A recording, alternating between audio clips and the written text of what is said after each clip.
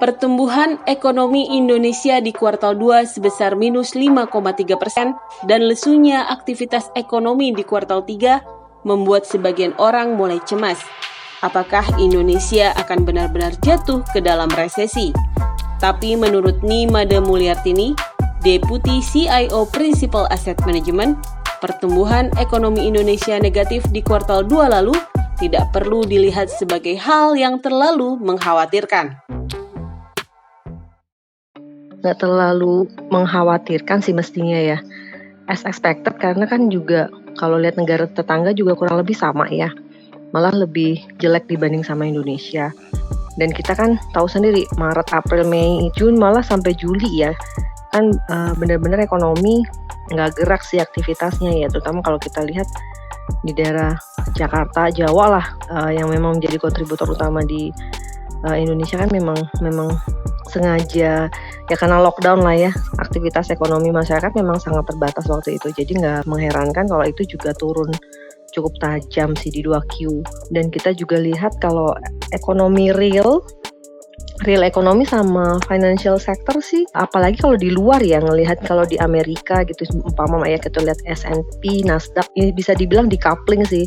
Jadi real economy is another thing, financial sector juga is another thing. Banyak negara bursanya tuh di drive sama retail investor kan. Retail investor individu yang memang selama lockdown terbatas aktivitas ekonominya, terbatas aktivitas investasinya, jadi mereka cari uangnya di financial sector kan. Makanya semua saham juga naik. Memang masih ada di mana-mana ada dislocation sih. Udah ngeliatin 2021, 2022. Karena kan namanya pandemi itu terjadi di seluruh dunia dan kita nggak bisa hindarin kan. Jadi sepertinya sih orang-orang sudah melihat, investor udah nggak terlalu melihat 2020 lagi sih. Jadi dia lebih ngelihat ke 2021 kayak apa sih nanti recovery-nya. Belum lagi kita lihat ada harapan vaksin nanti di 2021.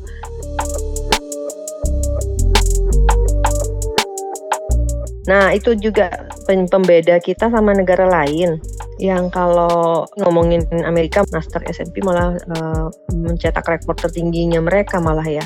Itu kalau kita bedah lagi, sebenarnya yang ngedrive market mereka naik itu karena ada tech company. Jadi kalau di S&P, kalau saya boleh sebut itu ada Amazon, Google, Facebook, Apple, sama Microsoft tuh.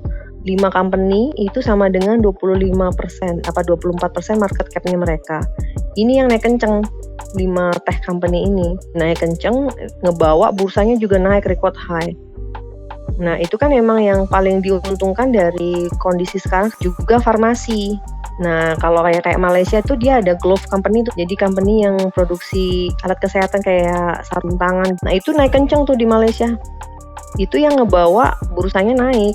Nah kalau kita exposure di situ kan nggak ada, kayak farmasi paling kayak Kalbe gitu-gitu kan juga kalaupun naik mungkin dia karena dia kecil di market, di bursa, jadi nggak terlalu impact ya. Kurs rumah sakit juga kan kecil-kecil company-nya. Yang paling gede di bursa kita itu justru perbankan yang 33% ya. Nah sedangkan si perbankan ini kan yang juga paling kena hit pas pandemi kan. Pemerintah bantuin UMKM-nya kan, jadi nggak interest rate-nya dibayarnya agak lama gitu. Nah ini yang menyebabkan sektor perbankan lebih rentan di Indonesia, padahal itu adalah motornya si indeks IHSG. Kita ekspektasinya kayak dulu Pak Thomas Lembong tuh pernah bilang mau masukin unicorn kayak Gojek, itu mungkin bakal nolong sih, nggak tahu realisasinya nanti seperti apa.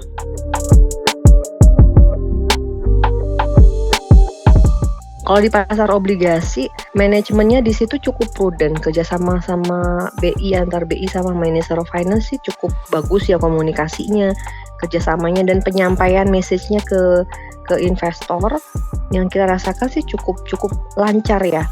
Jadi outflow yang keluar di bulan Februari Maret yang hampir 160 triliun itu kan itu foreign punya obligasi pemerintah itu 40% dulu nih zaman Maret sebelum outflow. Sekarang tinggal 29-30%. Dan itu memang belum masuk semuanya balik ke Indonesia sih saya lihat. Cuman karena stimulus ada dikeluarkan oleh semua negara di mana-mana, dan kita kan besarannya juga kalau compare ke tempat yang lain, negara yang lain juga sebenarnya kan nggak terlalu banyak tuh. Kita paling 3,9 sampai 4% dari GDP kan. Sedangkan kayak Malaysia, Singapura tuh bisa lebih dari 10% dari GDP-nya mereka kan.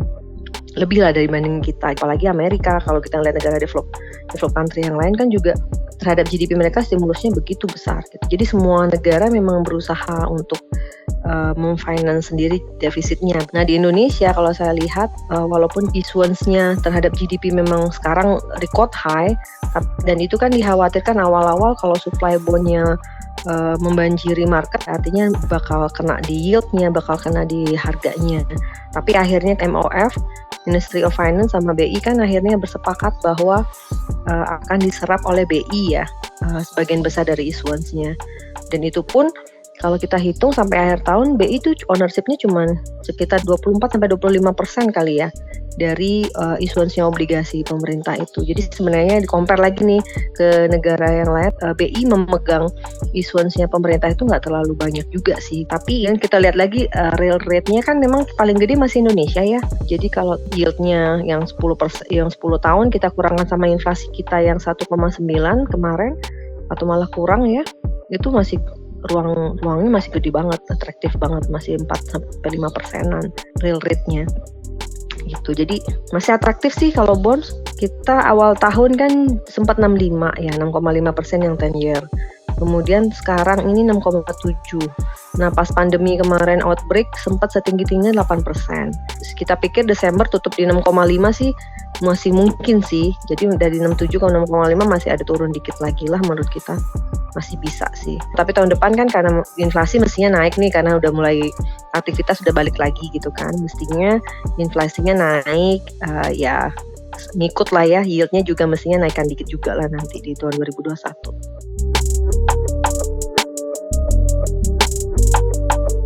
Jadi saya pikir kalau untuk aset kelas, equity mungkin kalau dari level sekarang 52 ya, kita sih pikirnya 55, 56 mestinya bisa lah sampai Desember. Tapi kan ya upside-nya memang udah limited sih sampai Desember ya, itu. Tapi nah 56 itu kan masih sisa sekitar 10% dari 63 ya. Masih lagging ya, masih ketinggalan dari awal tahun. Unless tiba-tiba ada Q4, ada kabar vaksin beneran udah ada gitu ya. Dan sudah terbukti bahwa secara klinis memang bisa dipakai. Mungkin itu kita overshoot sih langsung kemana-mana tuh kali indeks kali ya. Saya juga nggak tahu sih.